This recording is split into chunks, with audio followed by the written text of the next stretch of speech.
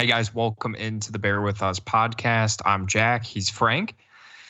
You may be noticing this episode's getting uploaded a little bit later than normal, and that's because life gets in the way, Frankie. And it is what it is.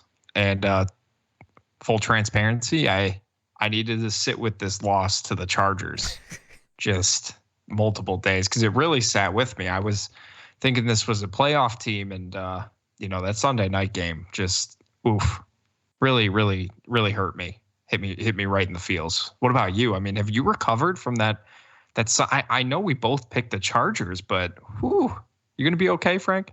Yeah, no, listen. I think I'm gonna be fine because I have ignored all things football related, and I've been watching our pristine Chicago Bulls put on That's a good point. immaculate basketball displays every single night. So I'm gonna be okay. You know what I mean? I have things to lean on in my life that can carry me through tough times like these.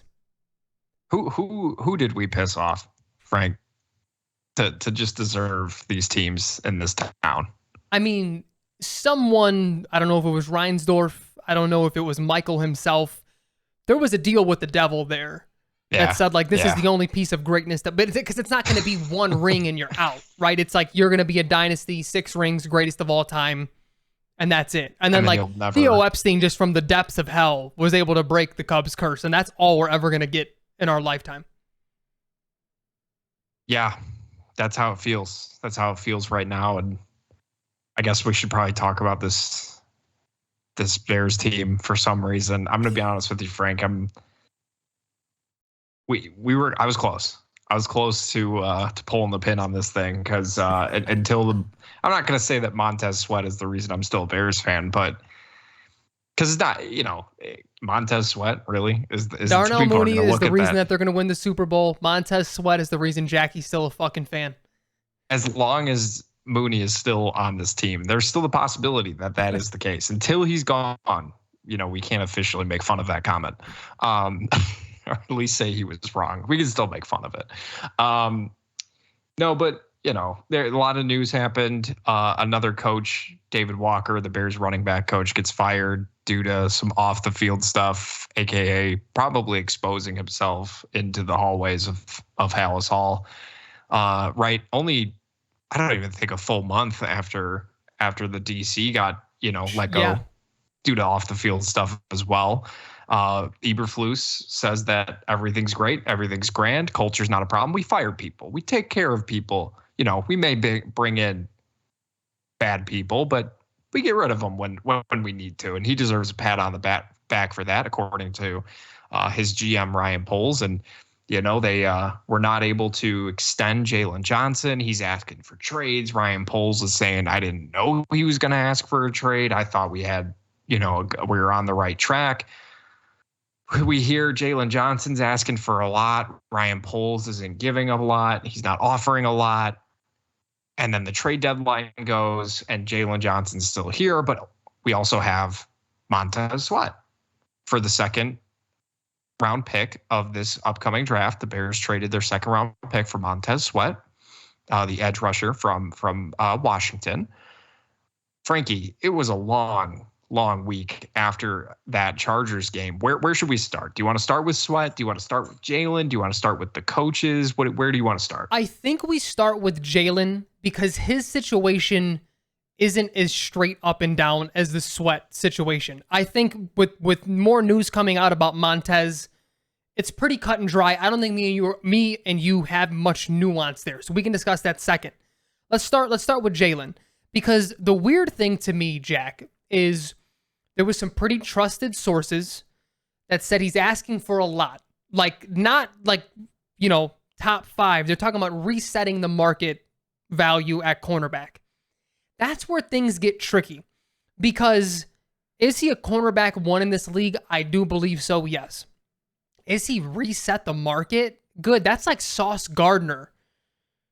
He's not that. He's good.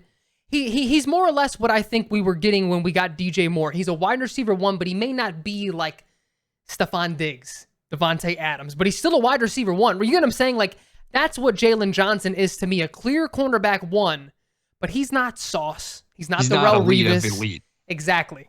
So if that report is true, Jack, that he wants resetting money, which, to be honest with you, this is what throws me off, is Jalen Johnson gets up on the podium and he says, no, we're not asking for reset the money or reset the market money.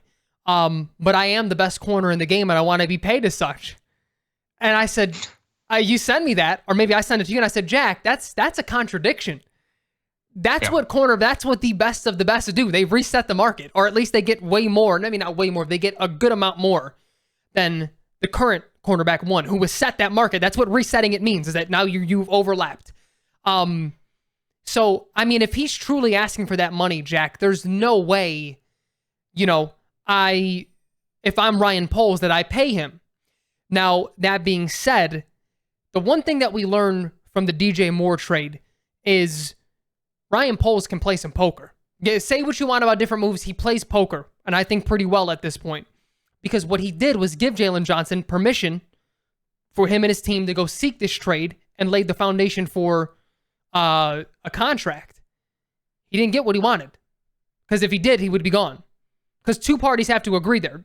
Poles did say they were looking for a late first, early second that they didn't necessarily get, but a contract also wasn't agreed upon. Like, the pressure would have been on at that point if you're Jalen Johnson. Are you really going to let me walk because they're only giving you a third versus letting me leave for nothing when I have this contract down?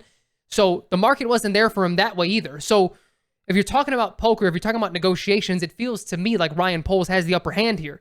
He has some leverage that once we talk about Sweat, maybe we bring it full circle. He may lose a little bit in the offseason, but as it stands right now, I think Poles has played this pretty well. Do you feel any differently about the situation? Yeah, I agree. It's tough. You and I were both on the re-sign Jalen basically no matter what, because you just have to if you're trying to build a contender, especially with the way that his rookies and his second-year players have been performing to this season. They've spent a lot of draft capital on the secondary. They've spent a lot of money on the secondary as well with Eddie Jackson. At least they're paying him to be a productive player. Drafted a safety, drafted a couple corners, and to be honest, if you let Jalen go, there's still another need, right? We talked about that last week, where you don't want to just create holes to create holes, especially with a player who is good, and we both think Jalen is. My only thing is, like, if he is asking for top 5 cornerback money, with the cap space they have, they probably could do it. I don't think I would be that upset. But if it's like he wants to be the highest paid corner, okay, then we need to let you go see what's out there, see if someone will pay you that. And then we can come back. You can come back down to earth a little bit, and we can maybe meet in the middle, maybe top 15. Because I could see them paying top 15 corner money for Jalen Johnson. And like you said, he's a cornerback one. That's kind of where they'd fall, in my opinion. So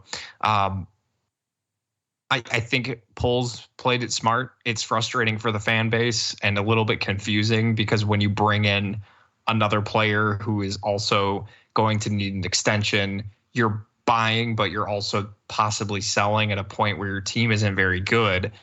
I think that sends a little bit of mixed messages, especially if they had, they bring in Sweat and then they immediately signed him to an extension. That would cause a lot of people to be like, wait a minute, what's going on here? So I think it was handled well. Jalen said, we'll wait. I want to play out this season. We'll see how it goes. That's fine. I think they'll get something done. They didn't get a draft pick. The Bills didn't trade for him. They traded for Rasul Douglas instead. There were some other teams looking for corners that didn't offer their late first round pick that could have used his help. So what does that ultimately tell you, right? I think Jalen's a Bear moving past this season. I never really thought it would happen. He would get traded. You and I texted a little bit about that. And I think that'll still be the case. I think he'll be here next year. I think he'll be corner one. They'll be ready to go in that secondary next year. I agree. And I encourage every Bears fan that listens to us, please stop comparing this to the Roquan situation, because Jalen Johnson, he's not nearly the headache that Roquan was for this team and for two front offices. People have ultimately just forgot about what Roquan did. They have forgotten about it. because it started in rookie training camp when he held out, when there's really not much. I mean, these are rookie scaled CBA stuff. There's not much that you can do. And then as time went on with the Omni Saint thing, though it was very clear he's doing this on his own. And it's not to say that players can't. Some players have negotiated themselves very well over the years. He didn't seem like the one to do that, because then what he did in the final year of his contract before the Bears traded him was on family night of all nights, was request a trade, and then go to social media and basically throw Ryan Poles under the bus. Right. And then had the nerve to say, well, I wanted to be a Bear. Okay, I get maybe you thought you were giving yourself leverage there, but what you did was embarrass your general manager. So again, say what you will about could he help this team win? Is he better than TJ Edwards and these guys? That's a different conversation. Look at the way he conducted himself when he was a Bear. Jalen doesn't do that. What this to me feels like, this feels more like professional negotiation on his part. Now he's just playing the game. Do you get what I'm saying? Like versus Roquan was making his own game. He was creating his own game throughout the whole thing. And that's why up his agency and exactly. Yeah. And that's why when you say that I think Jalen will be a Bear, I agree, because I never felt this way about Roquan. It was very clear to me that he was gone. There's no shot he's going to be here past that year, especially with all the other circumstances of wanting to just basically strip the roster bare to build the thing up. You know, Jalen, it's circumstantially different, and it's been professionally different as well. Right. And I think that leads into, you know, kind of I touched on a little bit, the trade to get Montez Sweat, who is also going to need a contract extension. And basically what this trade told me a couple things about not only Bears fans and where they're at, but also just the NFL fan in general. They just, if you don't know the player, just admit you don't know the player. You don't have to always talk and try and have an opinion about something that you're not totally sure on. Not to like gatekeep football opinion. Like you can say whatever you want, but like don't be surprised when people call you out. You know, like people were upset because the Bears traded us, you know, a high second for Montez Sweat, not really understanding the production he's had, the consistency he's had, a really good underrated run defender. And people are saying, well, you know, he's putting up career numbers, but it's only because of the talent that surrounds him. And I would argue, I would push back on that and say maybe he's putting up career numbers and he's also lifting up that defensive end in Washington himself. And also maybe he's entering his prime. He's 27. Yep. He's going to need a contract extension. This is kind of where guys start to do this. One thing that I think is a constant theme with this current Bears team is availability and just the issues they've had with guys staying healthy. Montez Sweat, 67 games out of 67 starts. Like he's played every game. He's very durable, very reliable, 35.5 sacks, 47 tackles for loss, 85 quarterback hits. Again, this is in 67 games, 9 forced fumbles, also has played in a 3-4 as an outside linebacker and 4-3 as a defensive end. So he's done it in both schemes, which makes you feel good because, you know, if you're on the, well, I want Poles to stay or I could see him staying, but I still want this coaching staff out, you can then say, okay, well, he's not scheme dependent, right? Mm-hmm. They didn't just trade for him because he fits the 4-3 solely. Well, then we need to run a 4-3 regardless of if Flus is here or not. You're trading for a guy that can play both, that has played both consistently and to a very productive level as well. Ultimately, you've heard some guys, you know, Matt Miller, some of the other draft gurus, if you will, talk about the pass rushers in this upcoming draft. It's not a very deep draft. Sounds like it's almost worse than the one last year, which we already thought was kind of shallow. And I would say to Bears fans who are upset about trading the 35th overall pick, like, what else do you really expect to be there at this point? You know, was there going to be a Montez Sweat? Or are you just hoping to draft a cheap player to draft a cheap player? They drafted 2 defensive players in the second round, and everybody is very frustrated with those 2 players. So I give credit to Ryan Poles for looking ahead. You know, I think he doesn't make this deal if he doesn't believe he can get a deal done. That's just not going to happen. That's not how this works, right, Frank? Yep. Did you like the deal? Are you happy with the deal? I'm happy with the deal. I don't want to be repetitive because every point that you said, I totally agree with. So what I want to move on to is that contract extension, because I think those are two separate things. This trade, second rounder, beautiful value-wise. I loved it. I think it helps both teams. It was phenomenal. Now, the biggest point of frustration, rightfully so, prior to the news coming out, was how the hell do you give up a high second and you don't have a contract in place? You said it, I said it. That's separate to actually liking the value for the deal.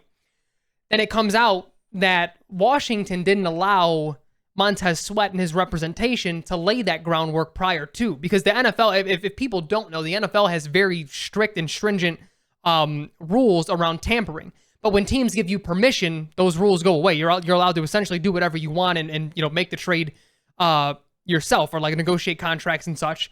And the fact that that didn't happen, again, like you said, that to me means Ryan Poles has all the faith in the world that he can get that done. But not only does he have that faith, he has an exclusive negotiation period with him through the end of the season. Like this is the whole audition. This is the time to talk and put in the work now. And here's where it gets a little bit tricky, tying back in sort of the leverage thing with Jalen Johnson, is that's why I think it's the highest priority to get Montez Sweat under contract, because you only have one franchise tag. And if you go into the offseason with both of them unsigned, you're going to want to franchise one of them to extend that negotiation period, or trade them and get more value and let them get a contract elsewhere. But you don't want a scenario in which you have to tag one and not the other, and one just straight up walks. That would be Poles absolutely losing the poker game. He'd be losing it. So on its face, love the deal. And this is, unfortunately, it's going to have to be like a hindsight thing. But if he can't re-sign Montez Sweat, it doesn't matter how I feel right now. It's going to be a bad deal. Like you have to get him re-signed, even if it means overpaying a little bit. You don't, because you sent a super early second. Like you're going to have to throw a little bit something at him. You know what I mean? Like I generally agree with Ryan Poles' philosophy when it comes to free agents. But you showed that you value this guy. This would be someone, if he was a free agent, you would pay for, because you just gave up pretty high draft capital for him.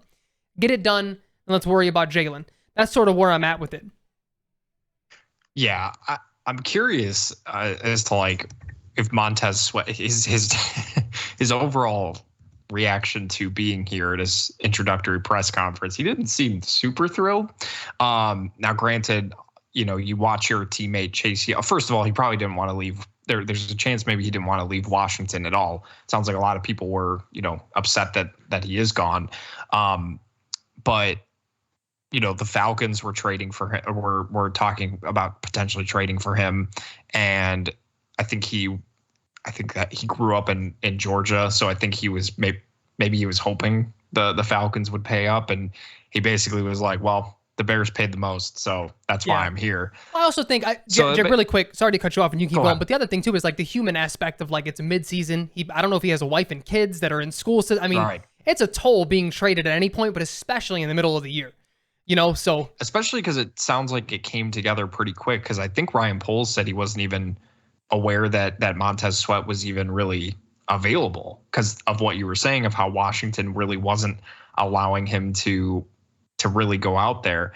I just think people saw the trade for Chase Young, the 49ers only giving up a late third to get a player that they probably know more just because of where he was drafted, the name, things like that.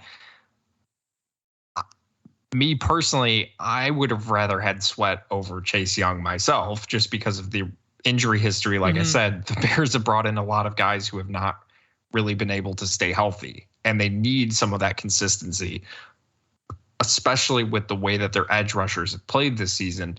I just think it's weird how Bears fans are so ready to be like, it's contract extension now or never, right? Like it has to happen right now, or it's not going to happen. Where it's just like, that's not how this works, man. Like they still have 2 years of tags they can use on him. Granted, you probably don't want to get to that point where you have to use those tags. Ideally, you'd like to get a contract extension done as soon as possible, but there's still a ton of time. And you want to make sure that Montez Sweat is going to be a good fit for your locker room. People who are saying, well, why did they trade a second round pick for him when you could have just got him in free agency? Well, like you said, Frank, now you're not having to compete with 31 other teams to try and sign him. And if the Falcons do trade for him, then they're probably going to lock him up to an extension. So that's why Ryan Poles went out, pulled the trigger on the trade that he wanted to get done. He wanted to bring in a productive player. I don't see why people are so angry with this move, with this decision. Yeah.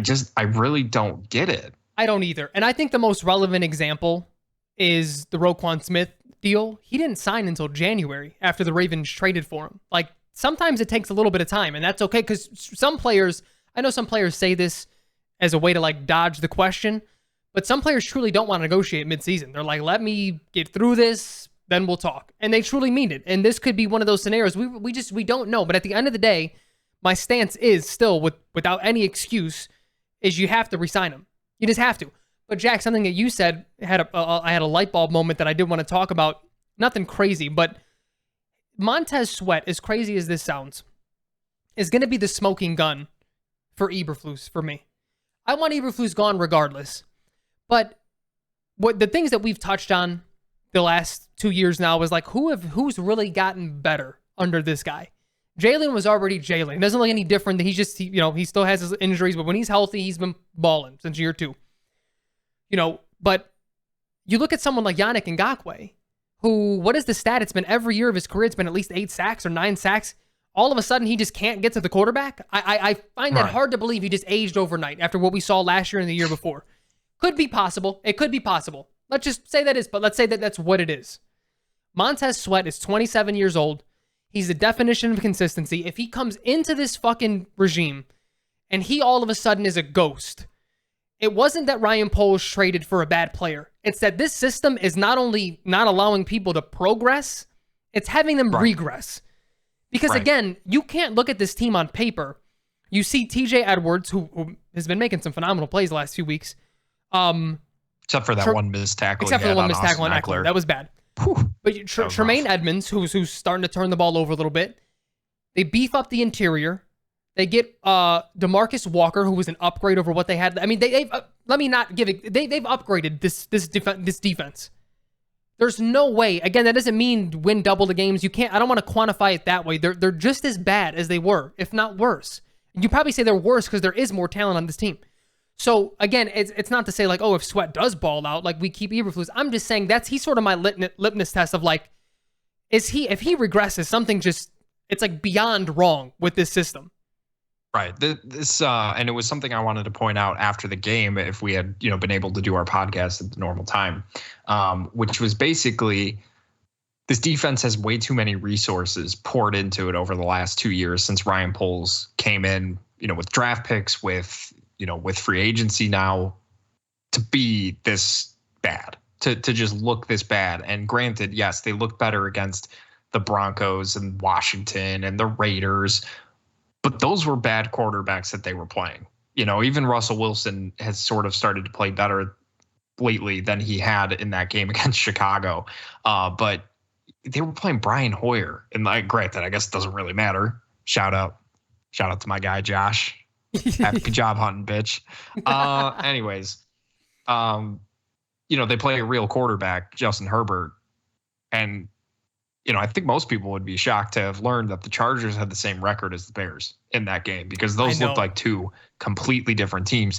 And we've seen Bears teams with good defenses be able to hang in there, even though their offense, they have maybe not the best quarterback playing. The Bears had no chance to win that game, right? First drive the Chargers had, you're like, there, this is a wrap. We're done here. And we've seen the Bears win with worse quarterbacks than Tyson Bagent. And man, I really wanted to talk about this game because there were just some things said by your boy Mike Tirico and Chris Collinsworth, we can, Frank's guy. I think we can touch on that a little bit later, for sure. Okay, we'll talk about that. But I just think, to your point, if Montez Sweat comes onto this team, right, and he's not at least, I'm not asking for 10 plus sacks over the next few games. That'd be great. I'd love it. If he's not consistently winning one-on-one, if he's not able to pressure, if he's not able to make life easier for Yannick Ngakoue, like maybe Yannick Ngakoue gets turned on now because there's some help across the aisle. You know what I mean? Like, Yep. Andrew Billings, shout out to him for his new contract extension. I'll let Frank give the details about that in a second, but maybe it helps guys like Jervon and Zach really kind of step up, because, people were saying, well, he was only good because he was on Washington's, beefed up defensive line. But I think it could be argued that he was also a big reason why they were so good. Yes. Like, he was also making that line better because he's a good player, right? And you just look at it from the player perspective, and a lot of former Bears players who touched on the trade just talked about it, in the media. They loved this trade. That, maybe the price point was a little too high, but specifically talking about the player, they love the player. They love the player in this scheme. So to your point, if he does all of a sudden become a ghost like Chase Claypool, and you're like, dude, what is going on? Why is he not playing? Where is he not making an impact? Then you do have to start questioning, okay, or not even questioning. That's just the final nail. It's the nail in the coffin. Yeah. 100%. For Eberflus and his staff. And that's such a weird I think that gets overblown, especially in the NFL. I think that's more relevant in the NBA of, like, you're good because, like, you're fucking prime LeBron's teammate, so you look a little better. You know what I mean? Like, right. In the NFL, Aaron Donald is surrounded by fucking nobodies. And he's granted, he's Aaron Donald, but you get what I'm saying? Like, we've seen good players produce. I mean, because if that was the case, why didn't Leonard Floyd have 10 plus sacks on the opposite of a prime Khalil Mack? Like, he was productive, but he wasn't like, oh man, he had the talent to, be another dude next to him, but he wasn't. Like, that's not how it works. Like, you still win your one-on-ones. Like, that's on your own. Because Yannick hasn't been being doubled all that much anyway.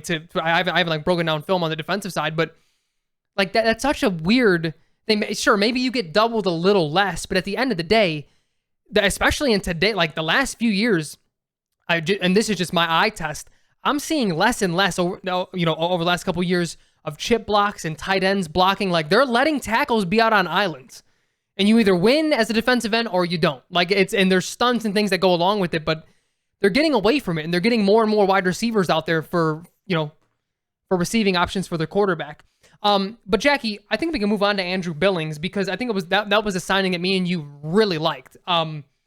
And I was in on him pretty early, not only like when they signed him, I remember them like, this dude who's like, he just reminded me so much of Ted Washington, but like the build, the run stuffer. And then when I saw him at family night, I told you, I was like, dude, this dude is like fucking cat quick for his size. Like, he has one step and he just gets in, and we've seen it in the real games too. So, I don't have much to say about it. I know it's a 2 years, $8 million, 6 guaranteed. I think that's a phenomenal value for what he's brought to this team. And to me, I know your question, and maybe you can delve into maybe why you asked me the question, but you did ask, like, does this say anything about Zach Pickens and Gervon Dexter? My short answer is I don't think it does, but he also has experience in a 4-3 and a 3-4. And not only that, Jack, what made me think about that when you brought up earlier about Sweat playing both, this to me is, if you go back to a 3-4, are we talking about maybe Dexter being a defensive end? And and you know what I'm saying? Like, I feel like you have a little bit more flexibility now that you locked up another interior guy. Because to me, he would be the Akeem Hicks of a 3-4, Billings, that is, probably rotating, or I mean, maybe even put Justin Jones in. I mean, I feel like you have a lot to work with. You'd have some sort of NASCAR package for, with Sweat and Ngakoue, if Ngakoue's still here next year in a new scheme, hypothetically. Like, I think that gives you a little bit more to work with, and that's what made me more excited. But I also think, and this just came to me literally right now, Jack, I also think with all the Jalen Johnson stuff going on, because I do think the locker room is a little upset. Guys want their guys to be paid. But I also think they really like Andrew Billings as well. And it's sort of a good faith of like, look, y'all, I'm not just not paying people. Like, I'm signing the guys who are being productive for me. Like, I just gave, I'm not saying that's the only reason he did it, but I do think that gives positive cachet towards Ryan Poles and that regime, along with it being like a solid deal. Right. I think it did send somewhat of a message like, listen, we're going to get something. We're going to try and get something done. If you work with us, we'll work with you type of deal. And Billings is a guy that you do expect to get, extended, and, a guy who was on the practice squad and, on multiple teams now is really getting a chance to stick around with the Bears. And, like you said, he's definitely been one of their best defensive linemen, not even close. Yep. This entire season. And it does feel like, you continue to build, and you do have a couple of guys on, cheap contracts with, Jervon and with Dexter, and you do just want to kind of keep adding. And what I like about this, Frank, is with the extension, with the trade for Sweat, with the 2 draft picks from last year, granted, you would like to see them flash at least a few more times before the season is over, because you do want to feel like you have maybe some really good depth. Now you kind of get to the point where you're able to really focus on what you and I really believe is the key to winning in the NFL, which is building a consistent high scoring offense. Because if you really think about it, going into next year or into the offseason, let's say some changes happen with Flus, with the offense, with Getsy's gone, et cetera, et cetera. Poles is still here. Well, he's already built the defense. He's got he's got Brisker. He's got hopefully an extended Jalen Johnson. He's got the 2 corners with Kyler Gordon and Tyreek Stevenson. He already paid the linebackers with Jack Sanborn there. You got the defensive line partially 2 guys extended. Hopefully that happens. Maybe you even, you let Yannick walk. You got DeMarcus Walker, and then maybe Jervon, like you said, or Zach Pickens can either move to a new position or they just step up and play a lot better. What else do you really need on the defense? Maybe someone to replace Eddie Jackson, but that's, you can do that in the 4th round, 5th round, whatever. But then like we were talking about, then you can really turn your attention and you walk away from next year's draft with potentially, Caleb Williams or Drake May, whoever, we'll get to that later. And Marvin Harrison Jr. or the best left tackle or whoever, and then your 2nd round pick is Montez Sweat. That's a pretty good offseason. It's a pretty good offseason.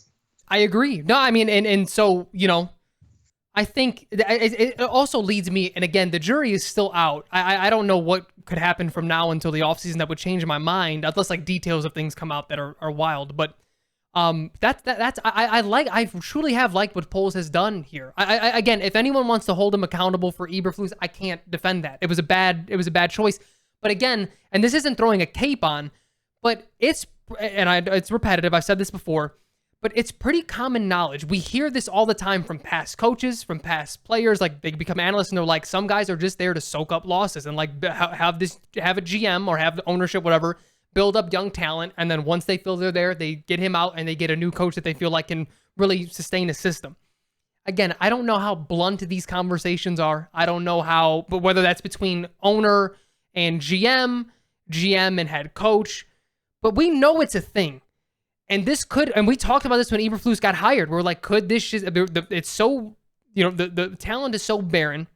We also know Poles is going to be stripping it down even more. Is this a case where he's just here to soak up losses? Because that has happened before.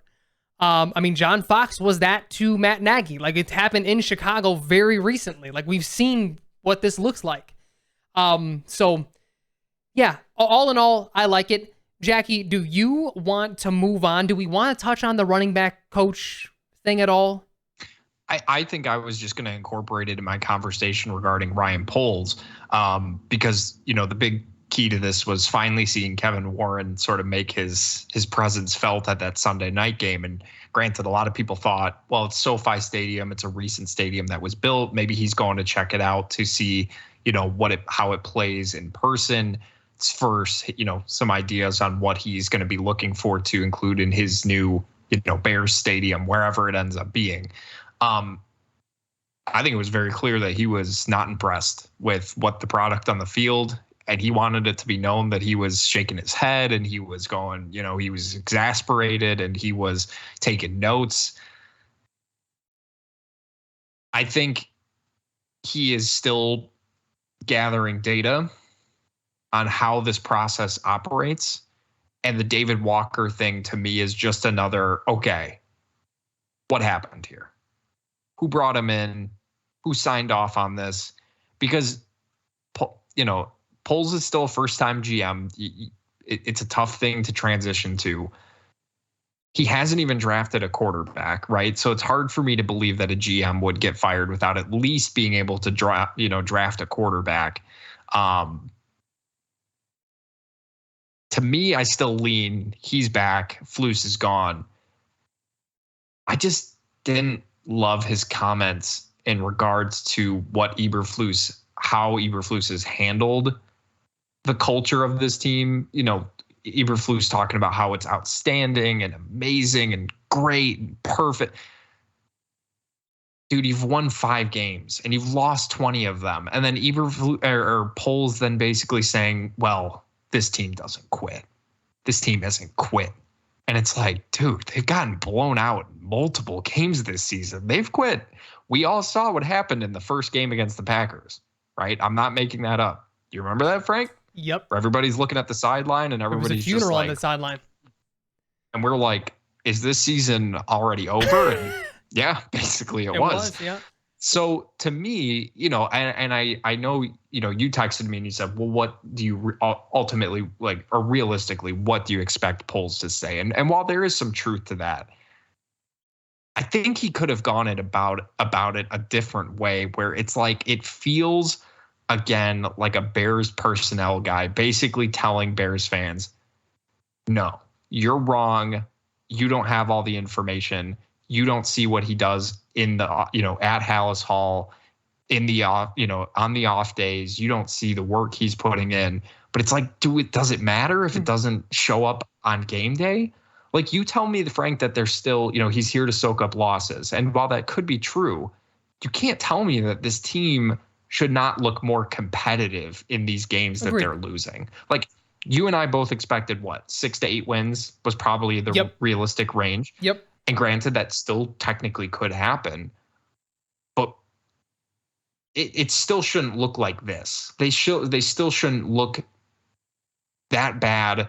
He should still not be bad with timeouts. He shouldn't be losing the games like he lost to Denver. The process is bad. He's talking about, I swear to God, I heard him talking about Montez Sweat and how, he's listing off all the great things he does. And I swear to God, Frank, he talked about not only that, but not only how great he is during the games, but also what a great practice player he is. And I'm almost through my phone at my radio in my car, because come on, man. Like, this dude loves practice more than the games. I'm convinced. So in regards to the David Walker stuff, I think it's just a bigger conversation of what is the Bears process currently. Does it meet Kevin Warren's standards from Poles on downwards? Oh, no, totally agree. And really, the only other take that I have here, or thoughts that I have here, I don't remember there ever being 2 HR-related firings, not only with the Bears, Frank. Outstanding. In the NFL. Like, what the fuck is going on? Like, because I'm thinking of, and I know you can't equate like real jobs apple to apples, but if I were to get fired for HR reasons at my job, that means I physically or sexually assaulted somebody, or I was just negligent. Like, I literally wasn't doing my job for an extended period of time, didn't communicate to anyone, and they had to let me go because of it. Like, a write-up wasn't enough.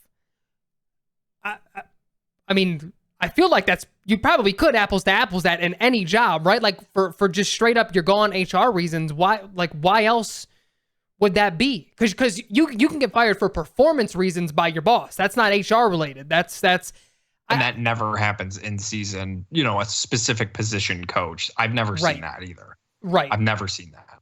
Yeah. So, I mean, it's weird. And so that sort of just leads into what you said. Like, the way that I understand the way hirings go is it goes owner picks president, who is now Kevin Warren. Warren would then pick we did it out of order, but just generally the GM. Oh, the Bears doing something out of order? God, who would have fucking thought?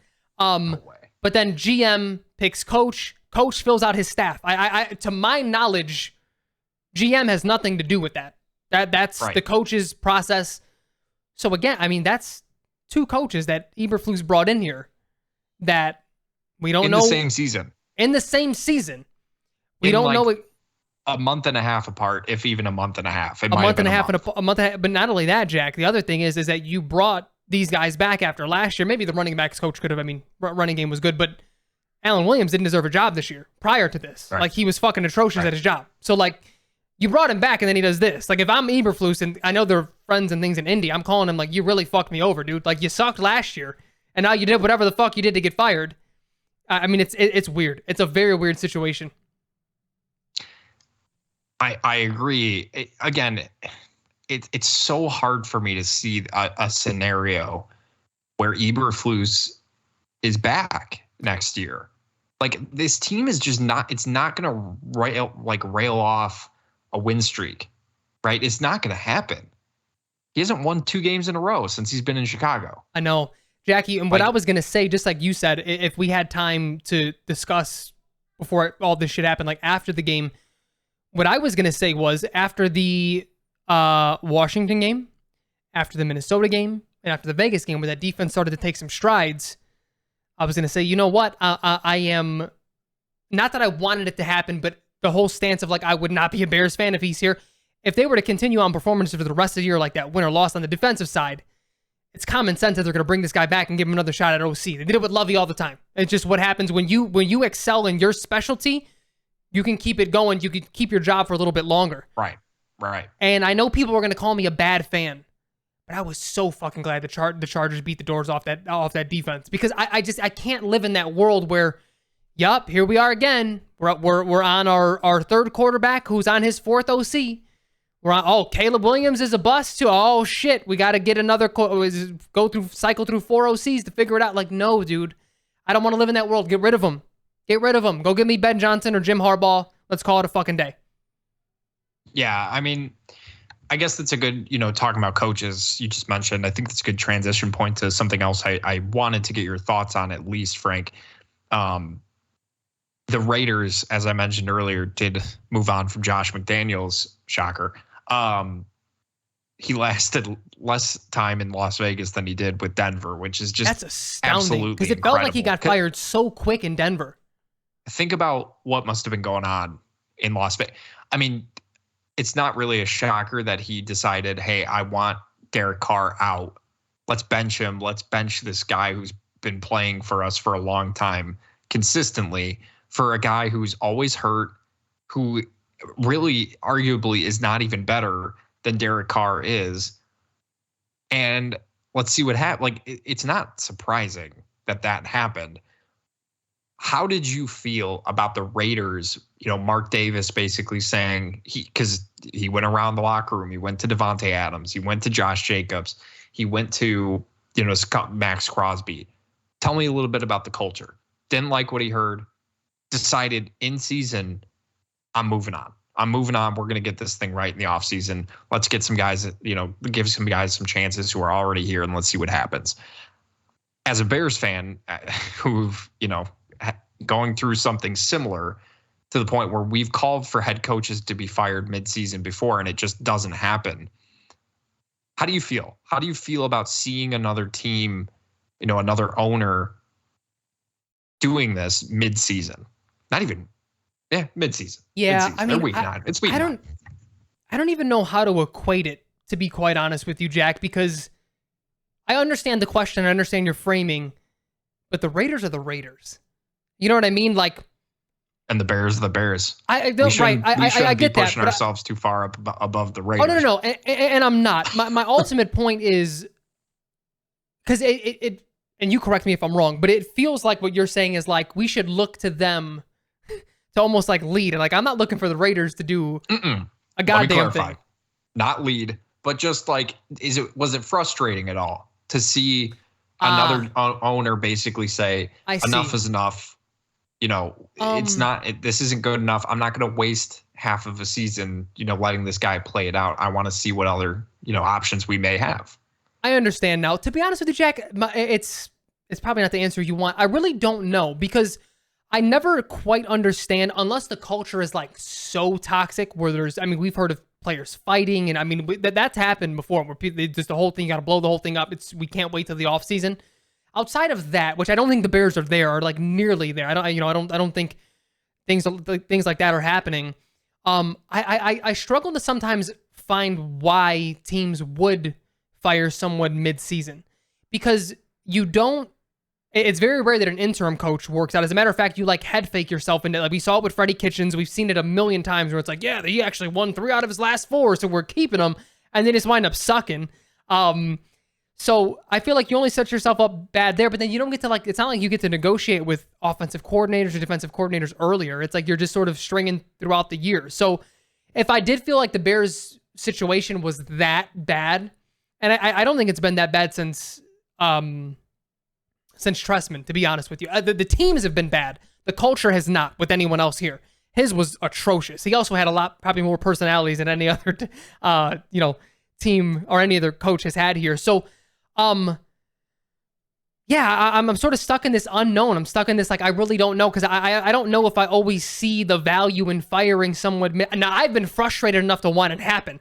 Make no mistake, Jack, that's just me wanting the worst for Matt Eberflus or whoever else I've called for their heads mid-season. It has nothing to do with, like, it's going to turn the season. Game last year. That's what I mean. Like, that's just me being very upset and, like, wanting him to not have his job any longer. Like, it's more of, like, a personal. So, yeah, does that make sense? Like, I don't know if the benefit to it, outside of appeasing a very upset fan base, if the culture isn't extremely crazy, toxic, people are fighting, no one respects the coach, no one's even listening to the coach, Yeah.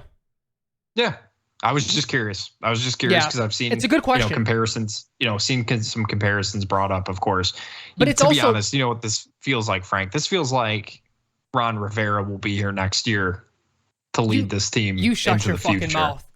You shut your fucking mouth. If if we get Caleb Williams or Drake May, or even stick with Justin, whatever they decide to do, because either way, any 3 are going to continue to need to be developed, and they get Riverboat Ron, oh my God. Listen, Ryan Poles loves his Illinois guys. He loves his Illinois guys. Ron Rivera, obviously, Bears legend. Harbaugh grew up in Illinois, did he not? I don't. Oh, he went to East. Did he go to Eastern Illinois? I think he went to EIU. Dudes? Yeah. Maybe, I don't remember, but no. Harbaugh, of course, is another Chicago player. I'll be very curious to see how this plays out.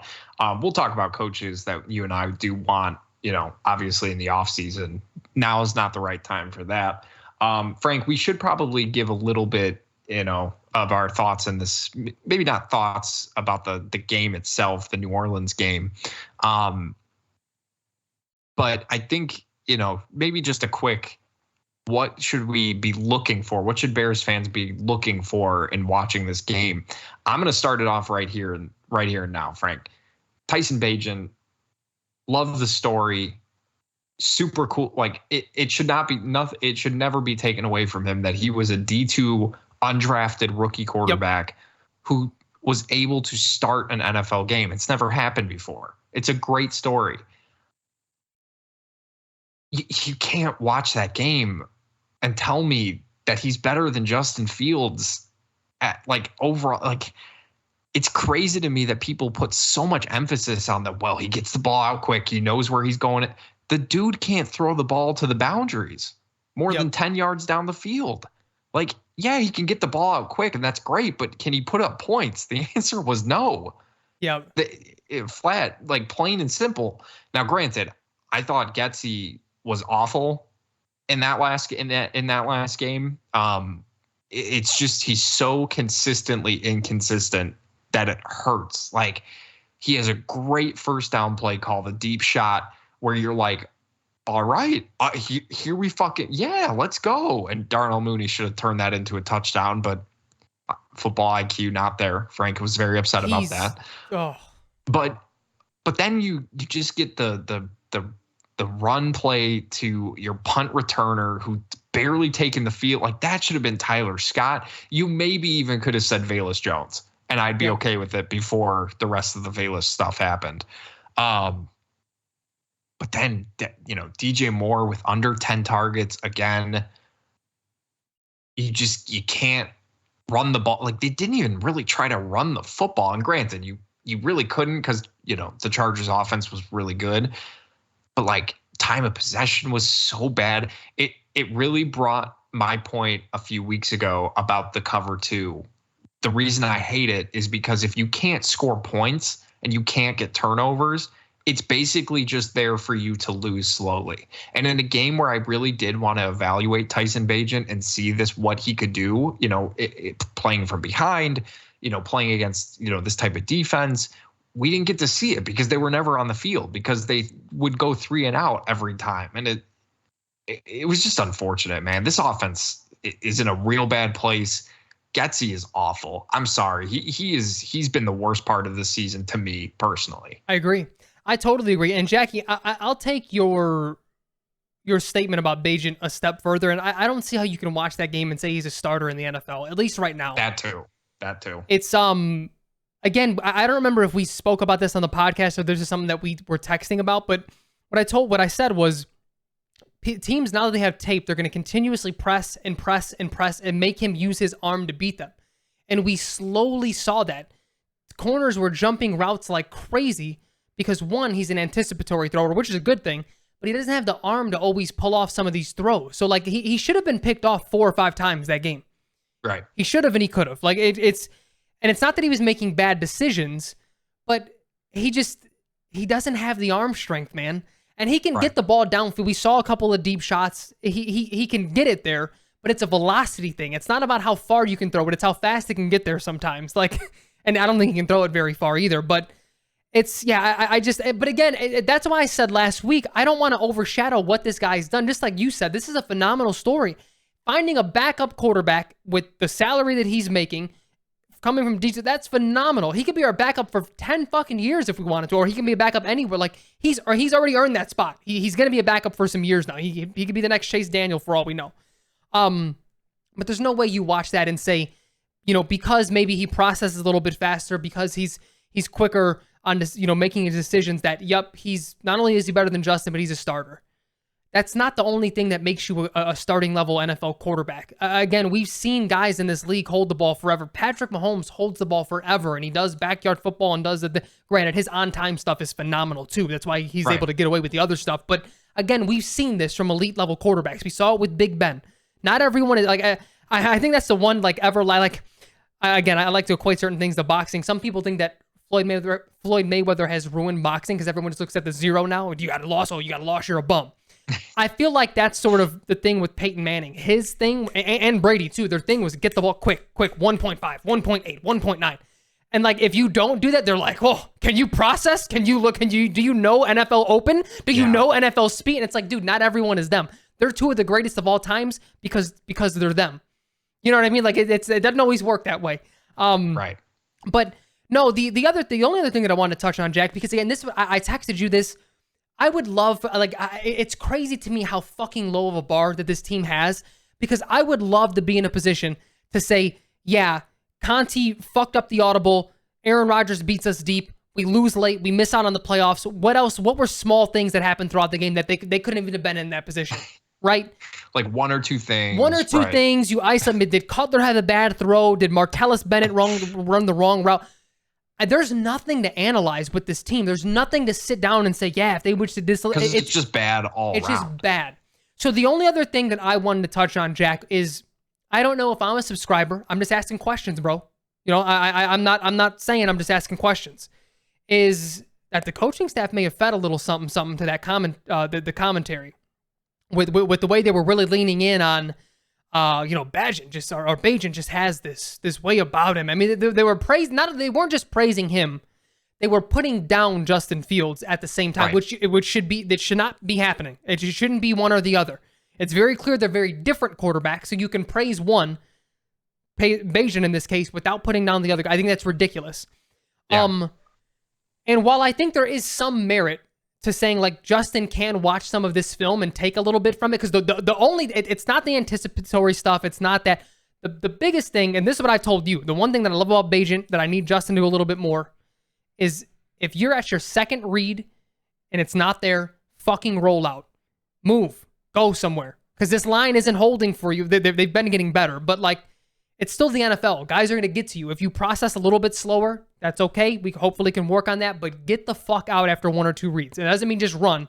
That means scramble, move up in the pocket. But he just like sits like a statue sometimes. Major doesn't do that. But other than that, some of the things that they were saying were just like, he could watch, you know, like it's like he would be watching John Elway's tape or Joe Montana's tape. I mean, like what are, I mean, they just went so overboard with some of this. And I say all that to ask you, Jack, 1, what are your thoughts? But 2, do you think the coaching staff was, 100%. They fed him a little bit of something, and then those, what do they call those? The meetings, the pregame meetings or whatever? Yeah. They were telling you exactly what this coaching staff would prefer to have happen. They would prefer to be coaching Bagent. They would prefer him to be the starter because he does the little things well. And those little things ended up in 7 points and 2 interceptions. Like, it was unreal. You know, Collinsworth going so hard on the arm wrestler story. Like, dude, it's fine to bring up at the beginning of the game. Clearly no one outside of Chicago had heard of, or I guess Las Vegas as well, because they played they heard about him when they played him, but like nobody national wise had ever heard of Tyson Bagent. They didn't know the dad's arm wrestler story. That's great. Tell it one time and move the fuck on. It became such a focus and so weird about how, well, the dad, it made the dad sound like he was physically abusive with the kid. Like he was suiting him up when he was 7 and having 14-year-old kids just hit him every day. It's like, what the fuck is going on here? That got dropped very quickly. Very strange that didn't get talked about more. But anyways, no, the coaching staff told you exactly how it is. They don't think Justin's the starter, or they'd prefer he wasn't. They preferred to roll with Bagent, and Collinsworth just wouldn't drop it. He wouldn't let it go about how great he was and how, yeah, you're right. He sounded like he was talking about one of the elite quarterbacks in the NFL. Justin could, and that was the best part, is when he was talking about Justin could learn a thing or two by watching some of the tape. Like you said, what he was saying wasn't necessarily wrong, because he was referring to Collinsworth's credit. He was referring to watching how he reads a defense and how fast he does operate and make decisions. That's fine. But my issue with it was when he was saying it. The Chargers had already put the game away. The Bears had only scored 7 freaking points, man. Like, it wasn't like he was dropping a 35 points. He wasn't throwing dime balls. He wasn't really I would say he had two good passes that entire game. Yeah. The deep ball, the first play of the game to Mooney was good. And that one layered throw that he had to DJ Moore, who was running left, and he layered it over the linebacker. That was a thing of beauty. The rest of it, though, was just like your average NFL quarterback. Like, it was weird, but I absolutely 100% believe that the coaching staff was telling you exactly what they think of Justin Fields versus Tyson Bagent. I was just asking questions. Because they don't say that stuff. Tirico and Collinsworth don't watch Tyson Bagent every week, and they're like, they need to get this guy in, baby. They're telling you what they're hearing from the coaches. No, for sure.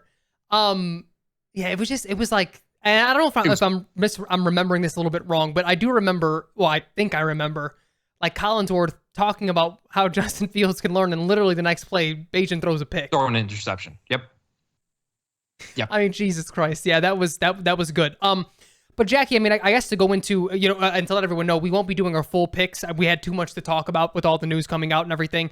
I mean, you sort of talk like, what do Bears fans look out for? What, I mean, I don't know. I again, like it's. I mean, that being said, I'm picking the Saints to win this game. Are you picking the Saints? I'm picking the Saints to win this game, absolutely.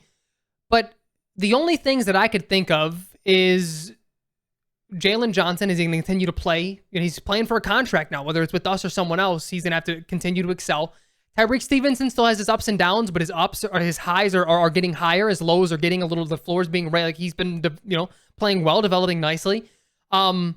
And if I'm being honest, y'all, is fucking stupid or boring as this may sound, just isolate Darnell Wright. Like, just put a cardboard on your fucking TV where all you see is Darnell Wright and watch him dominate whoever the fuck he's blocking, because he's been fantastic. I swear to God, halfway through that game when I knew it was over, probably before then, I was like, I'm literally just going to watch Darnell Wright.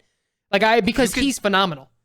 You could move that cardboard just slightly to the left and also watch Tevin Jenkins, because he's also very fun as to well. watch. Yeah. I mean, we have two very bright young players on that offensive line, but everything else is, there's, I don't know, because again, it's like the defensively, where we've never been in love with it. Well, not never. Post Lovie Smith, we don't like the cover 2. It's because, to my knowledge, it's not even a Tampa 2. It's just a bland cover 2. Getsy's offensive system is fucking broken. It's garbage. It's like, what do you... We know what we have in Bagent now. It's not like, oh, he continued to excel. It's like... And again, it's not to down the guy. I would love for him to be back next year and the year after. He's a good back. He's a guy that if whoever's the quarterback next year is out for a couple of games, I feel comfortable with him manning the fort for a couple of weeks. I don't feel comfortable for him for 17 games. As long as you have a guy who can run the football. Yeah, who can competently run the football and, not have Donta Foreman score 3 touchdowns and then just completely forget exists on the team. Yeah, Jesus That would Christ. be nice too. I know. I mean, it's so I don't know, man. It's tough to say, because I think me and you and probably like a lot of Bears fans, we are ready for this team to have a new coaching staff. And generally what we would do then is, well, who can fit into the next one? Who are keepers? Jack, even that's hard to do, at least defensively, because they may be moving to a whole different, they may be moving to a 3-4. And if that's the case, what the fuck do you do with Jack Sanborn? Because your interior guys are going to be Edwards and Tremaine Edmonds. Jack Sanborn's on the bench again. You know what I mean? Like we these are totally different conversations. We have no idea what they would do. We don't know what the defensive line would be. We don't know who would be what. It's really tough right now. It really is. So this team not only is terrible to watch, it's hard to even have fun. Thinking about when the Cubs were bad and they started calling up the first round of guys. Here's Junior Lake. Can he be a guy? Here's Ronnie Cedeno left. Here's your next. I forgot who the young shortstop after him. Well, Javi Baez when he was super raw. Could he be we don't even necessarily have that, because we don't know if anyone's going to fit in whatever system that's going to be here next year. Hopefully, if there is one, hopefully. If there is even a change, which again, there's a lot of things that need to happen moving forward that we need to get some clarification on before we're able to make some of these, conversations.